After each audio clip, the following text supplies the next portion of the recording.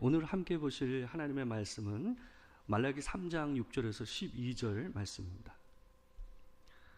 말라기 3장 6절에서 12절 말씀을 함께 교독하도록 하겠습니다. 제가 먼저 봉독합니다. 나 여호와는 변하지 아니하나니 그러므로 야곱의 자손들아 너희가 소멸되지 아니하느니라. 만군의 여호와가 이르노라. 너희 조상들의 날로부터 너희가 나의 규례를 떠나 지키지 아니하였도다. 그런즉 내게로 돌아오라. 그리하면 나도 너희에게로 돌아가리라 하였더니 너희가 이르기를 우리가 어떻게 하여야 돌아가리이까 하는도다. 사람이 어찌 하나님의 것을 도둑질하겠느냐. 그러나 너희는 나의 것을 도둑질하고도 말하기를 우리가 어떻게 주의 것을 도둑질하였나이까 하는도다. 이는 곧 11조와 봉헌물이라. 너희 곧 온 나라가 나의 것을 도둑질하였으므로 너희가 저주를 받았느니라. 만군의 여호와가 이르노라. 너희의 온전한 11조를 창고에 들여 나의 집에 양식이 있게 하고 그것으로 나를 시험하여 내가 하늘 문을 열고 너희에게 복을 쌓을 곳이 없도록 붙지 아니하나 보라. 만군의 여호와가 이르노라. 내가 너희를 위하여 메뚜기를 금하여 너희 토지 소산을 먹어 없애지 못하게 하며 너희 밭에 포도나 열매가 기한 전에 떨어지지 않게 하리니. 다 같이 읽겠습니다. 너희 땅이 아름다워짐으로 모든 이방인들이 너희를 복되다 하리라. 만군의 여호와의 말이니라. 아멘. 오늘은 말라기 3장 6절에서 12절 말씀을 가지고 온전한 11조라는 제목으로 하나님의 말씀을 전하고자 합니다. 우리가 계속해서 보듯이 말라기서는 6개의 논쟁으로 되어 있다라고 여러분에게 말씀드렸습니다. 우리가 오늘은 5번째로 이 11조와 봉헌물과 관계된 논쟁과 관계돼서 하나님의 말씀을 전하고자 합니다. 이 본문은 오랜 세월 동안 설교를 할 때에 좀 어떤 면에서는 좀 더 폭넓게 봐야 될 본문을 좀 더 좁게 보고 어느 한 부분만 지나치게 강조하거나 이 포커스를 맞추는 경향이 있었습니다. 마치 이렇게 생각하는 거죠. 개인이 하나님 앞에 11조를 잘하면 그 사람의 인생에 하나님께서 축복을 하실 것이다 라는 관점에서 이 본문이 너무 많이 설교가 되어 왔다라는 겁니다.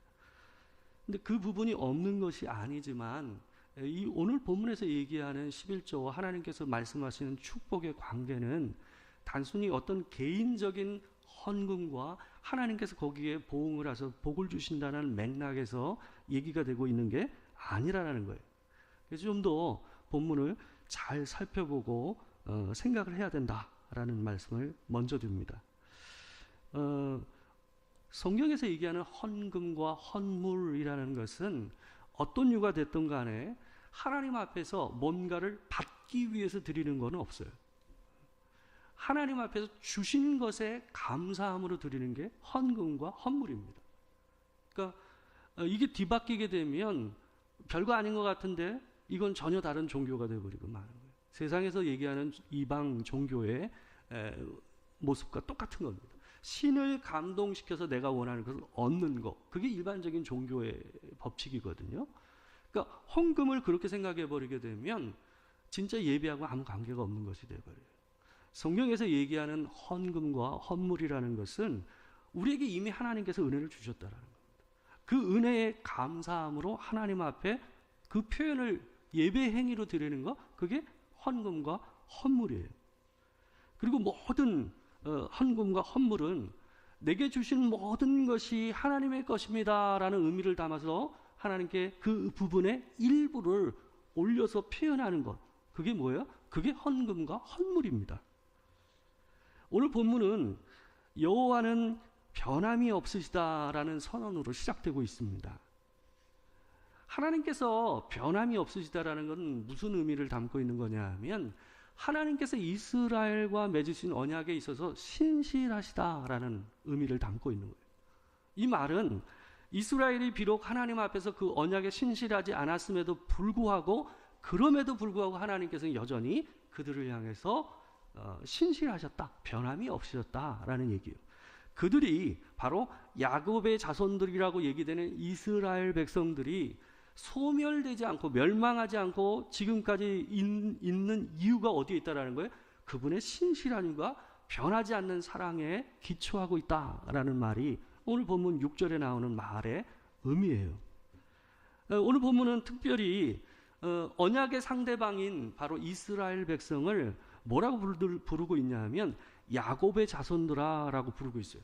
여기서는 특별한 이유가 있습니다. 그냥 야곱의 자손들아라고 얘기하는 것이 아니라 오늘 본문 전체의 흐름하고 이 표현이 관계되어 있습니다.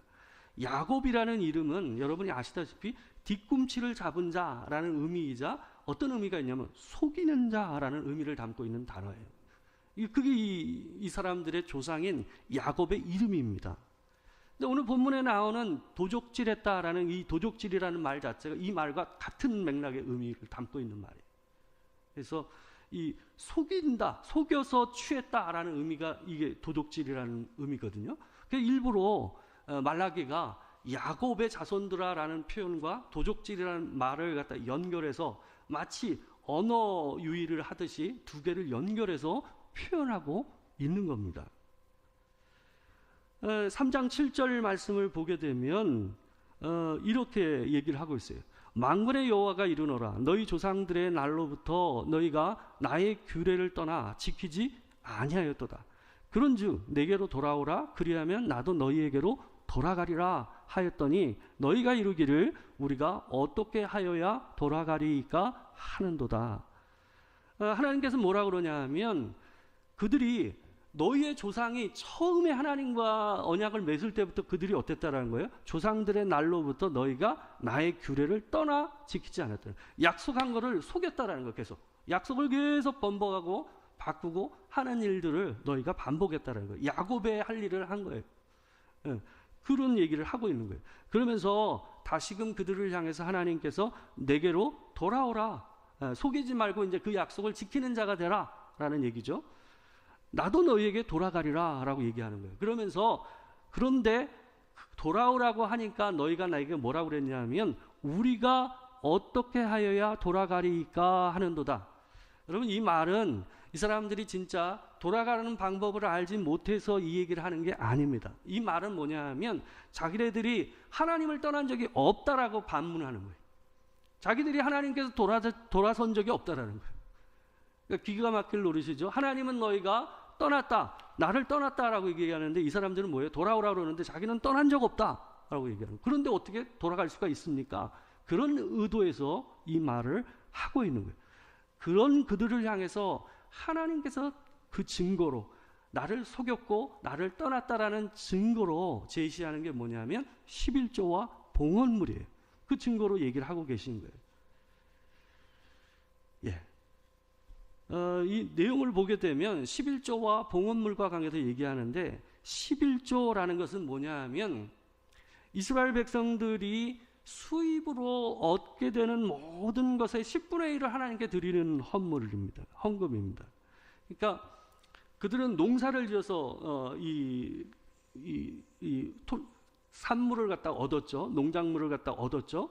그리고 또 하나는 뭐예요? 가축을 길러서 가축의 새끼들을 얻거나 그것을 팔아서 돈을 얻거나 이런 일을 했죠.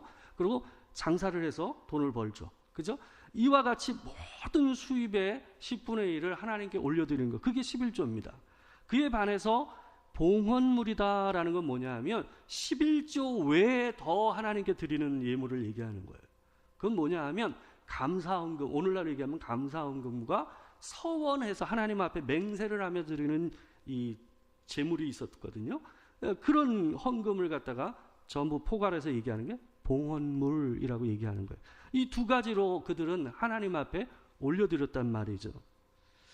근데 그들이 보게 되면 이스라엘 백성들이 하나님께 올려드린 11조와 봉헌물은 1차적으로 누구를 위해서 쓰였냐 하면 성전을 섬기는 레위인과 제사장을 위해서 쓰였습니다. 민수기 18장 20절에서 21절 말씀을 보게 되면 이런 말씀이 나옵니다. 여호와께서 또 아론에게 이르시되 너는 이스라엘 자손의 땅에 기업도 없겠고 그들 중에 아무 분깃도 없을 것이나 내가 이스라엘 자손 중에 내 분깃이요 내 기업이니라. 내가 이스라엘의 11조를 레위 자손에게 기업으로 다 주어서 그들이 하는 일 곧 회막에서 하는 일을 감나니.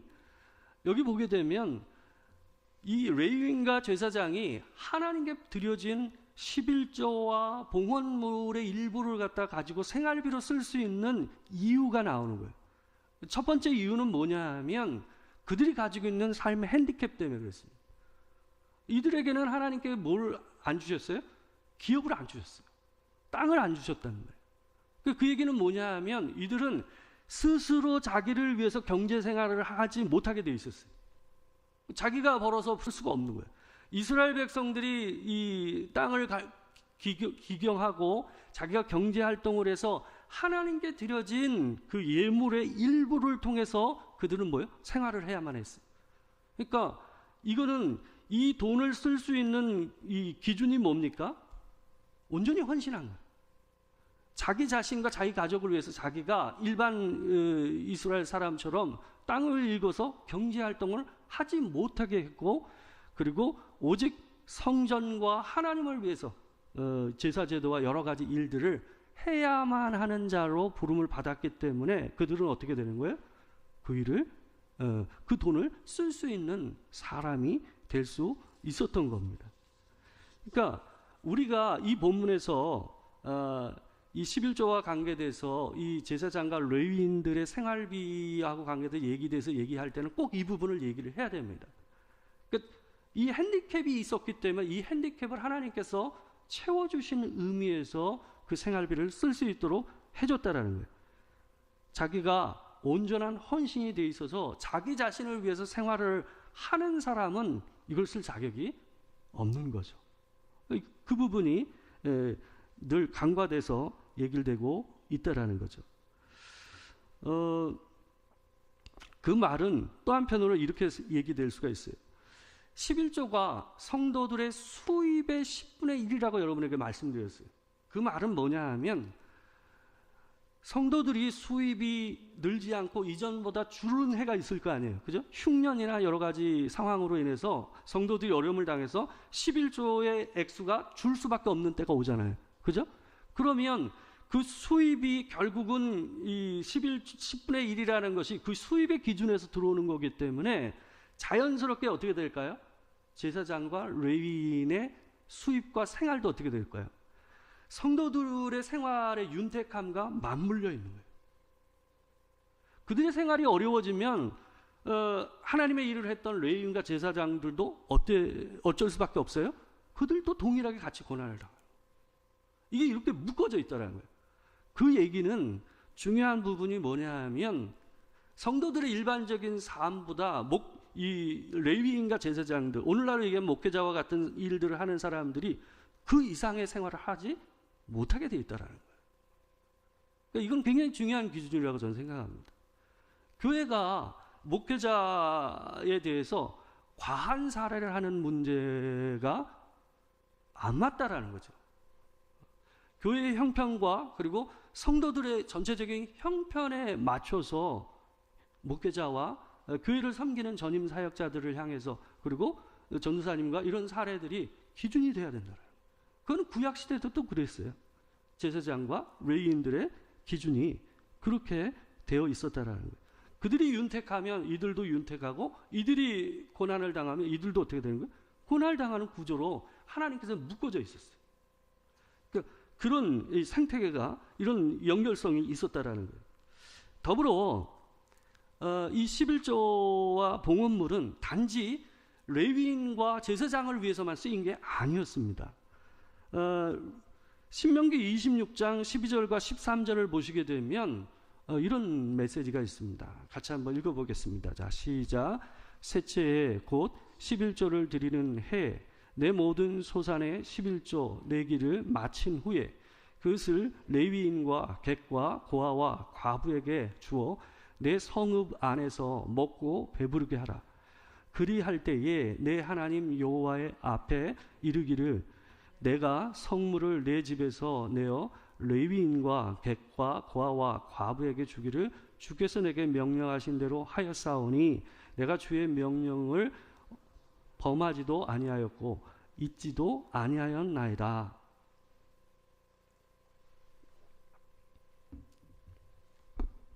자, 방금 우리가 읽은 이 본문의 내용을 보게 되면 11조가 단지 성전을 섬기고 전임 사역자로서 일을 하는 그 제사장과 레위인만을 위해서 드린 것이 아니다라는 걸 우리가 알 수가 있어요.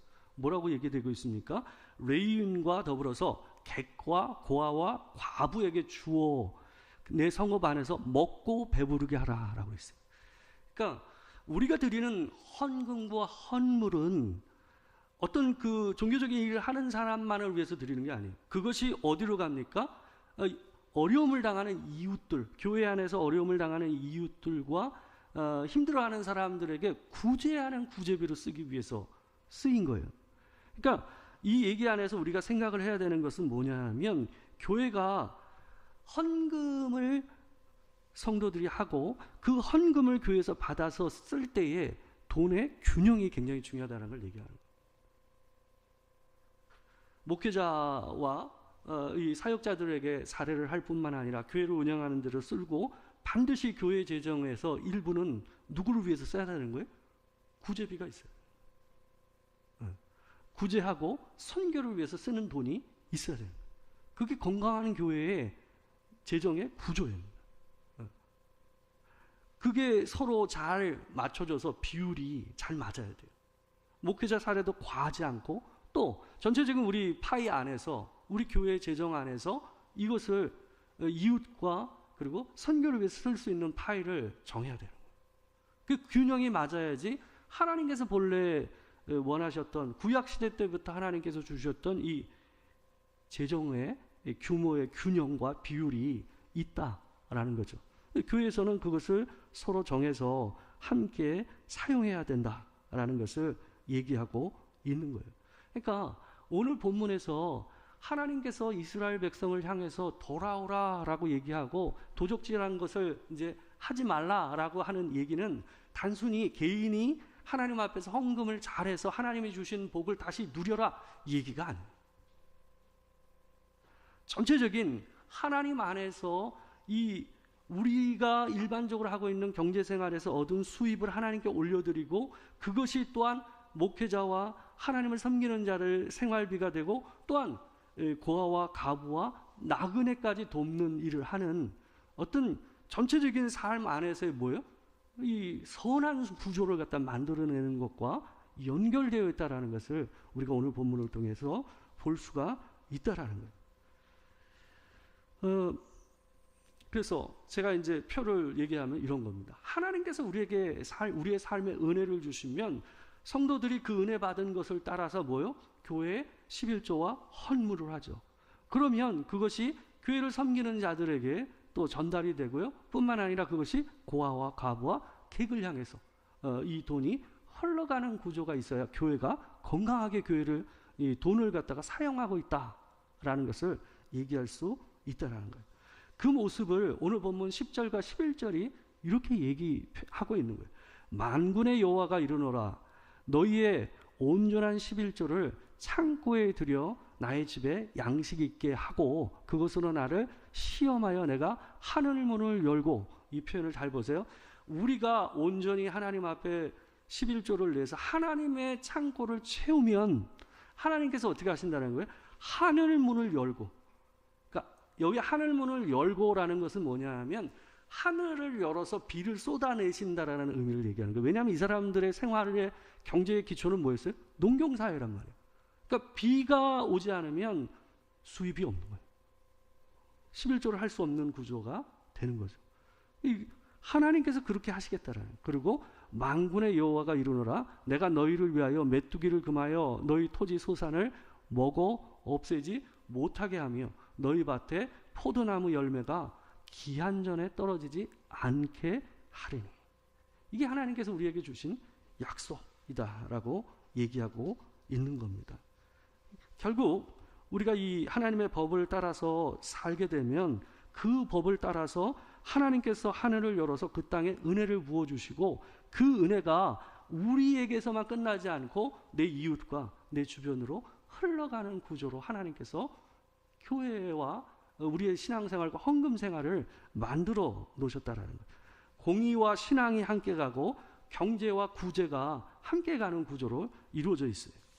예수님께서요, 서기관과 바리새인들이 하는 이 11조에 대해서 얘기한 내용이 있습니다. 마태복음 23장 23절에서 24절 말씀을 보게 되면 예수님께서 이들의 11조를 이렇게 얘기하셨어요. 같이 한번 읽어보겠습니다.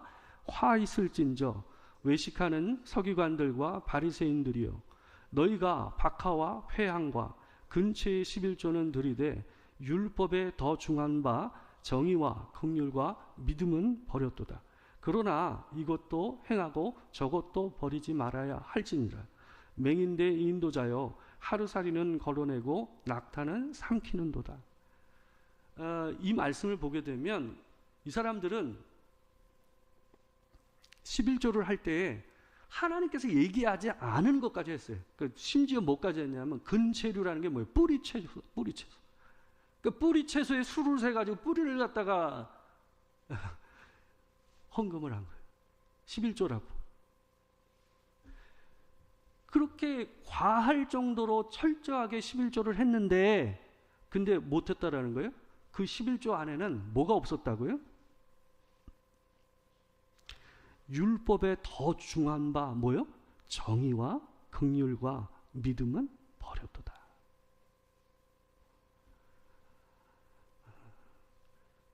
이게 둘 중에 하나일 겁니다. 뭐냐 하면 그들이 돈을 버는 방식이 정의와 관계가 없었거나, 그들이 11조를 낸 돈이 하나님이 원하시는 방식으로 정의와 긍휼을 위해서 쓰이지 않았다.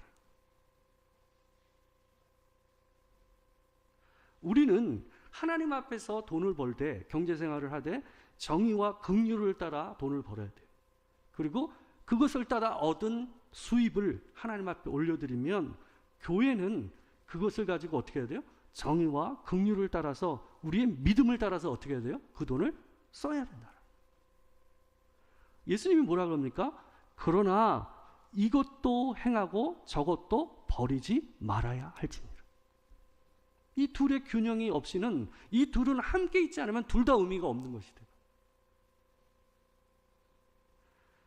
예수께서 얘기하시는 우리의 헌금 생활을 이렇게 얘기하고 있는 겁니다.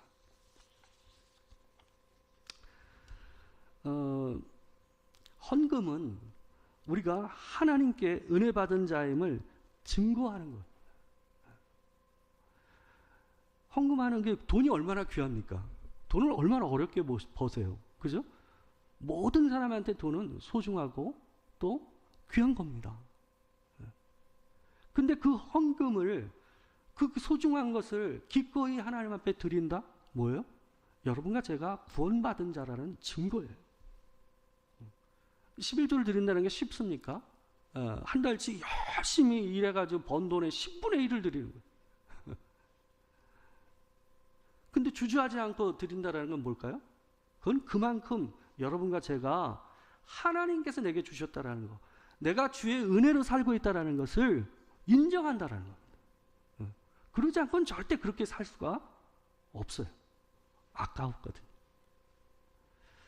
고린도후서 9장 7절에서 8절 말씀을 보게 되면 우리가 헌금 생활을 하는데 아주 중요한 원칙을 얘기하고 있어요.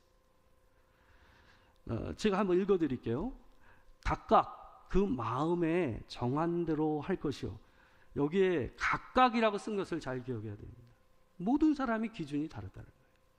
각각 그 마음에 정한 대로. 하나님께서 딱 정해주셨다라는 거 아니에요. 뭐예요? 자기의 형편과 믿음을 따라서 하나님 앞에서 자기가 뭐 하는 거예요? 정하라는 거예요. 그리고 인색함으로나 억지로 하지 말지. 인색함과 억지로 해서는 절대로 헌금은 안 된다라는 겁니다. 하나님은 즐겨내는 자를 사랑하시느니라. 왜요? 그게 예배의 표현이니까요. 큰 돈을 내면서 인색한 마음으로 내는 것보다 작은 돈을 기꺼이 하나님 앞에 드리는 것이 훨씬 더 하나님 앞에 아름다운 것이다 라는 것을 기억하고 살아야 될 것 같습니다. 하나님이 능히 모든 은혜를 너희에게 넘치게 하시나니 이는 너희로 모든 일에 항상 모든 것이 넉넉하여 모든 착한 일을 넘치게 하게 하려 하심이라. 여러분과 제 삶에 하나님께서 넘치도록 부으시는 은혜는 주께서 원하시는 그 착한 일을 하게 하시기 위해서 주시는 건 줄 믿습니다. 그 원칙을 따라서 우리가 하나님의 은혜를 받은 자임을 드러내는 여러분과 제가 되길 주의 이름으로 축원합니다. 마틴 루터가요 그런 말을 했습니다. 죄인의 회심은 반드시 지갑의 회심을 동반해야 한다라고 얘기했어요.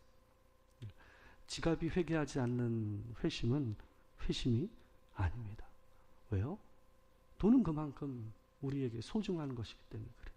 내 소중한 것을 하나님 앞에 올려드릴 수 있는 마음이 생긴다는 것은 그건 진짜 우리가 예배자가 됐다는 증거입니다.